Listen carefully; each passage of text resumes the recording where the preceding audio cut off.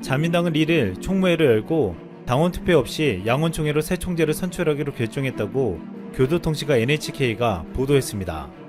이같이 약식으로 하면 당원 투표가 배제되기 때문에 여론조사에서 1위를 달리는 이시바의 당선은 사실상 힘들어졌습니다. 아베는 약식 선거로 자신과 대립각을 세우며 아베 정권의 부패 척결을 주장해온 이시바를 의도적으로 배제하려는 것으로 보이고 있습니다. 아베가 소속된 자민당 내 최대 파벌 호소다파와 아소다로가 이끄는 아소파는 이미 아베의 신복인 스가에게 투표하라고 지시한 것으로 전해졌습니다. 결국 스가는 아베의 지지를 얻고 자민당 의원의 60%에 가까운 지지를 확보한 것으로 알려졌습니다. 이미 보도된 것처럼 아베가 후임자를 스가로 내정했다는 것이 사실로 드러나고 있는 것입니다. 이시바 측은 차기 총재 선거에 당원 투표를 제외하는 것은 미시 정치라고 반발했습니다. 다른 자민당 의원들도 민의는커녕 당원 뜻도 제대로 반영 안 된다며 비판했습니다. 또한 자민당 한 의원은 집행부는 자신들의 권력을 유지할 생각밖에 없다. 이렇게 정치하면 국민에게 버림받는다고 우려했습니다. 그럼에도 스가가 사실상 일본 차기 총리로 결정되면서 아베 정책의 대부분을 계승할 것으로 보이고 있습니다. 사실상 이번에 뽑히는 총리는 임기가 내년 9월까지 1년밖에 되지 않아 극적인 태도의 변화보다는 관리 위주로 끌고 갈 것으로 보고 있습니다. 정대진 아주대 교수는 자민당 내 지지 기반을 감안할 때 차기 총리가 대외 정책을 바꿀 가능성은 매우 낮다면서 미일 동맹에 기초한 미국 편승 외교를 지속하며 관리 내각에 집중, 한일 관계 반전을 기대하기는 어렵다고 보기도 했습니다. 하지만 스가가 아베와는 다른 정책을 쓸 것이란 분석도 존재합니다. 스가는 과거 아베 총리가 과거사 문제, 야스쿠니 신사 참배 등에서 큰소리치며 주변국과 마찰을 일으킬 때 아베에게 주의를 당부하는 등 비교적 온건한 모습을 보인 것으로 알려졌습니다. 호사카 유지 교수는 스가 관방장관이 차기 총리가 되면 아베 정권에서 고집해온 혐한 정책을 그만둘 것이라고 보기도 했습니다.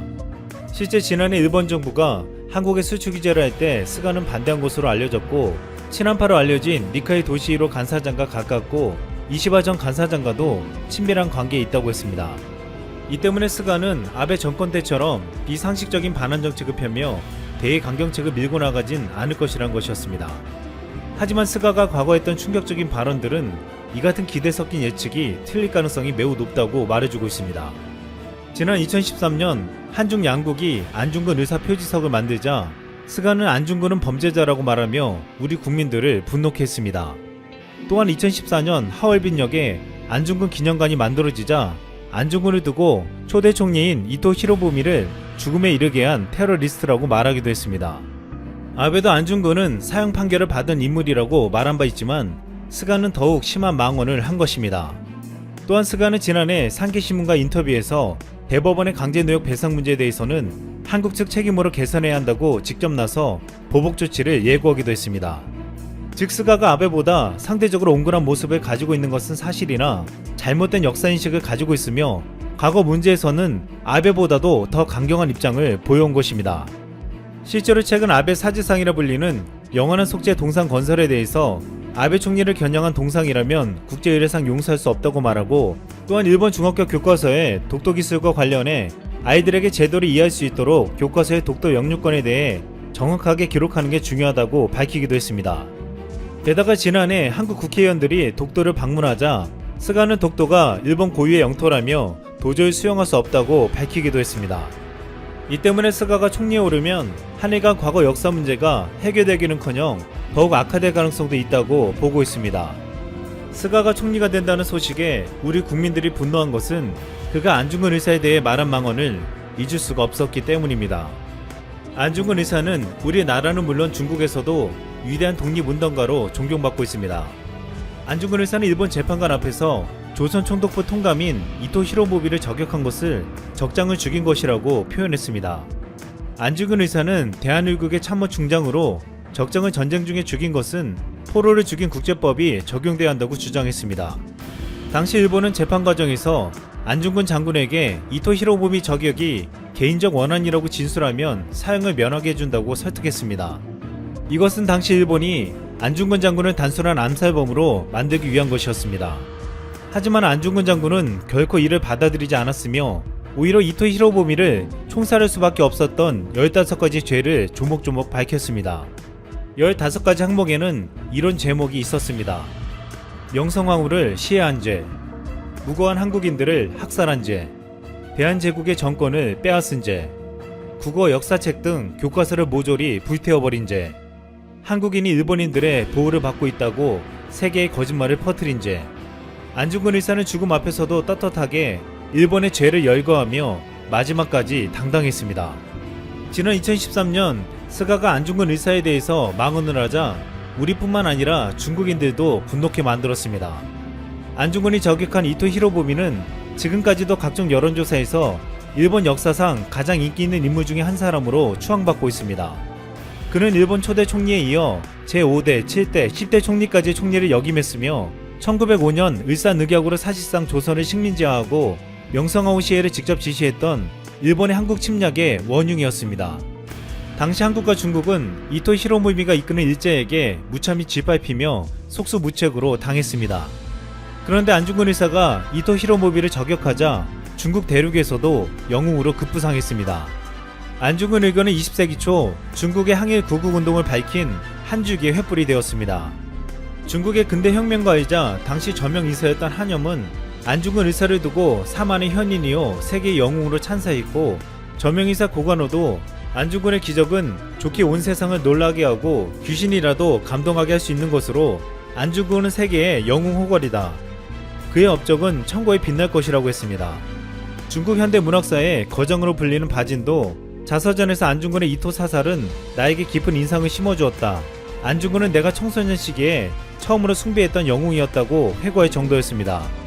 또한 중국 공산당을 창건한 초대 당수였던 천두시는 계몽 잡지의 신청년을 창간하고 삼가 청년들에게 고한다는 유명한 창간사에서 중국 청년들이 톨스토이나 타고르가 되기보다 콜럼버스와 안중근이 되기를 원한다고 말하기도 했습니다. 지금 이 같은 안중근 의사에 대해서 망언을 일삼았던 스가가 일본의 총리가 되기 때문에 앞으로 기대할 것이 없다고 말하고 있습니다. 이미 한두 달 전부터 건강 악화로 제대로 된 정책 결정을 하지 못하는 아베를 대신해서 스가가 추진해온 정책이 있었습니다. 그것은 감염확산이 최대치로 높아지고 있는데 강행한 고투 트래블과 그 후속으로 나온 워케이션이었습니다. 워케이션은 워크와 베케이션의 합성어로 직장 밖 휴양지 등에서 원격으로 일하는 근무 방식이었습니다. 워케이션 또한 고투 트래블과 마찬가지로 감염 확산에 나온 정책으로는 이해되지 않는 방안이었습니다. 또한 스가는 국내 관광 수요가 회복될 때까지 외국인 관광객 유치를 위한 환경 정비를 진행하겠다고 밝혔습니다. 이같이 과감한 정책을 밀어붙이는 스가는 지난 1일 고투 트래블로 556만 명이 국내 여행을 했지만 코로나 감염은 6명뿐이라고 당당하게 말했습니다. 실제 고투 트래블 숙박시설 투숙객 6명이 확진된 바 있었는데 어이없게도 이것을 가지고 전체 수치를 말한 것으로 보였습니다. 일본 아사히 신문은 지난달 고투 트래블이 시작된 이후로 확진자가 2.4배가 늘었다고 보도했습니다. 스가가 6명밖에 늘지 않았다고 말한 것은 잘못된 정책을 옹호하려는 것으로 밖에 볼 수 없었습니다. 이 같은 정책들과 태도는 앞으로 스가가 어떤 정치를 할지 미리 보여주고 있습니다. 스가는 과거 리더가 좋은 사람이면 일이 진행되지 않는다며 때로는 미움받을 용기가 필요하다고 조언한 바 있습니다. 한국의 한 중소기업이 이를 해결할 답을 가지고 있어 화제가 되고 있습니다. 특히 인도네시아 정부는 모든 부처를 동원해 한국 중소기업의 해결책을 의뢰하기 위해 동분서주하고 있습니다. 해당 중소기업은 EST로 상변화 물질을 이용해 원하는 냉장, 냉동 온도를 유지할 수 있는 충냉 시스템을 공급하고 있습니다. 특히 이 충냉 시스템을 탑차에 적용하면 차량 엔진이 꺼져도 일정 온도를 유지할 수 있어 이를 이용하면 백신 소송 문제를 해결할 수 있기에 인도네시아 정부까지 나선 것입니다. 그렇다면 인도네시아 정부가 어떻게 한국의 중소기업을 알게 된 것일까요? EST는 연평균 온도 25에서 27도, 평균 습도 75에서 85%인 인도네시아에서 농산물 등 신선식품을 저온으로 저장 및 운송하는 과정인 콜드체인 수요 증대를 내다보고 2013년 현지 합작법인을 설립한 바 있습니다. 그리고 그 이후에는 현지 기온 습도 등에 적합한 맞춤형 시스템을 개발해 인도네시아 1위 식품 회사인 수칸다자야 및 고품질 유제품 생산업체인 울트라자야에 충냉 배송 트럭을 납품해오고 있습니다.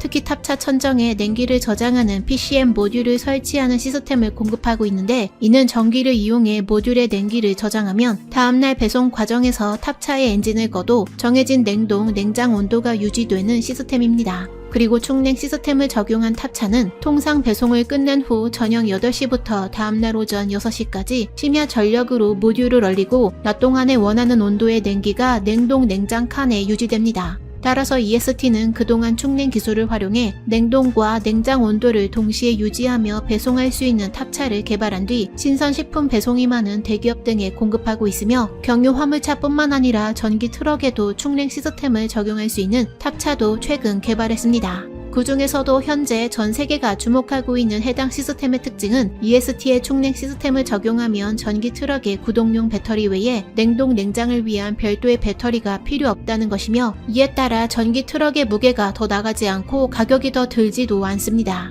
그리고 배터리의 에너지로는 제약이 있는 냉동 냉장 온도 관리 문제도 해결됩니다. 이에 인도네시아 정부 관계자는 EST의 충냉 시스템은 외부 전력을 이용해 충냉의 과정을 거쳐 사전에 충분한 에너지를 저장하는 방식으로 디젤 차량의 엔진을 꺼도 일정한 온도가 유지되는 것과 같이 전기 트럭에도 추가 작업 없이 바로 적용할 수 있는 장점이 있다며 인도네시아에 꼭 필요한 기술이다라고 전했습니다. 왜냐하면 인도네시아의 경우 유엔에 등록된 기준으로 16,956개의 섬으로 이루어져 있으며 사람이 거주하는 섬만 6,000여 개에 달해 온도에 민감한 의약품 및 신선식품 배송에 어려움을 겪고 있고 특히 과일 수확량의 절반 정도 그리고 바다 생선 수확 물량의 70에서 80%를 폐기해야 할 정도로 콜드체인 기반 시설이 부족하기 때문입니다. 따라서 사람이 거주하는 6,000여 개의 섬에서는 의약품 및 신선식품 배송을 위해 한국 중소기업인 EST의 충냉 시스템만 목 빠지게 기다리고 있는 상황입니다. 그리고 인도네시아 정부 차원에서도 최근 코로나 확진자 증가세에 따라 백신 및 진단키트 수송 대책 마련에 나섰으며 EST 측에 해결 방법을 문의했습니다.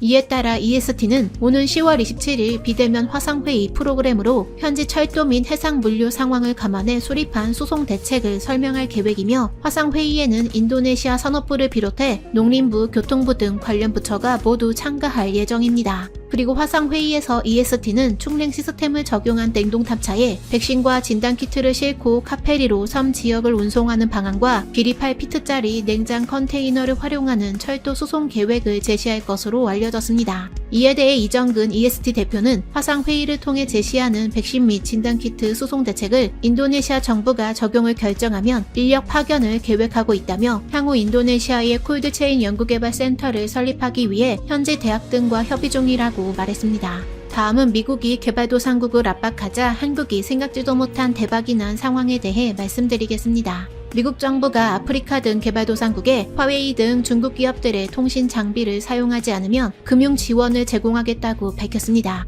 막대한 자금을 바탕으로 개발도상국과 중국의 밀접한 관계에 균열을 내겠다는 것입니다. 그리고 이 덕분에 삼성이 대박이 났습니다. 월스트리트 저널은 지난 10월 18일 미 국제개발처의 보니 글릭 차장이 중국 대신 민주국가의 기업들에서 만든 하드웨어를 구매하는 나라들에 총 수십억 달러 규모의 대출 등 자금 조달을 제공할 준비가 됐다고 보도했습니다. 중국의 화웨이와 ZTE 장비 대신 삼성전자 등의 장비를 사용하면 5G만 구축 자금을 지원하겠다는 것입니다. 특히 미 국제개발처는 개발도상국의 직원들을 파견해 현지 정치인, 규제당국 관료들과 면담을 갖고 화웨이와 ZTE 통신 장비의 사용은 나쁜 생각이라고 설득할 예정입니다. 중국 통신 장비가 사이버 스파이에 취약하고 중국 국영은행들의 금융 지원을 받으면 결국 빚의 함정에 빠지게 될 것이라는 이유입니다. 중국은 그동안 막대한 돈을 쏟아부어 아프리카 등 개발도상국에 투자를 진행하고 해당 국가들과 밀접한 관계를 맺고 있습니다.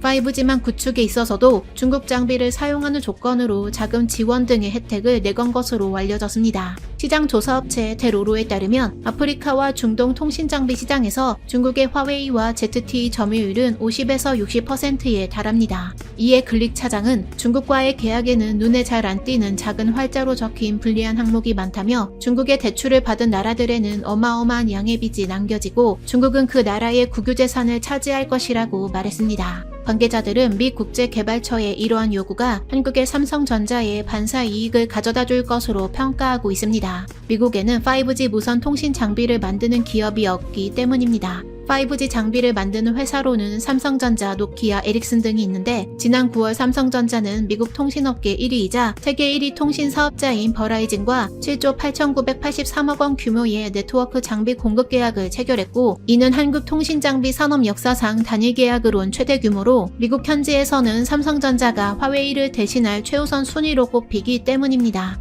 월스트리트 저널은 미국이 화웨이와 ZTE 대신 선택하라고 요구할 민주 국가들의 기업들은 한국과 유럽의 대형 통신 장비 제조사들이며 미정부는 삼성전자 등 5G 무선 통신 장비를 만드는 비중국 대기업들과의 거래에 자금을 댈 계획이고, 이들은 반사 이익을 보게 될 것이라고 보도했습니다. 그리고 개도국들의 중국 통신 장비 구입을 저지하려는 금융 지원 제공은 미중 기술 냉전이 확전하는 가운데 미국이 채택한 신무기라고 분석했습니다. 최근 미국의 화웨이 압박은 효과를 발휘하며 다양한 국가에서 화웨이 통신 장비 배제 움직임이 일고 있는데, 지난 10월 9일 영국 의회는 중국 화웨이와 중국 정부는 한 통속이라며 영국 내 화웨이 5G 장비 퇴출을 2025년까지 앞당겨야 한다는 보고서까지 냈습니다. 그러나 일본 정부는 영국과 반대되는 행보를 걷고 있습니다. 지난 10월 16일 요미우리 신문에 따르면 일본 정부가 중국을 타깃으로 한 미국 행정부의 클린 네트워크 참여를 보류한다는 방침을 미국 쪽에 전했다고 보도했습니다.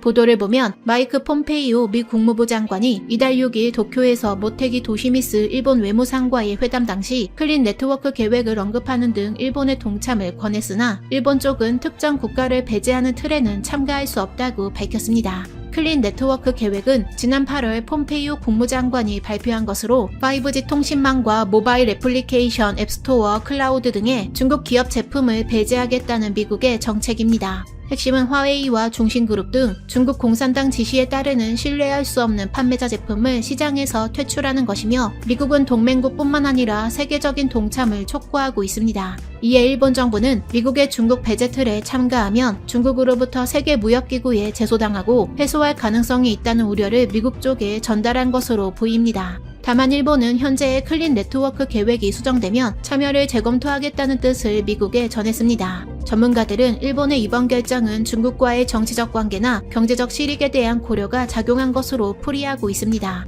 요미우리 신문은 일본의 경우 미국보다 중국에 대한 경제 의존도가 높아 중국을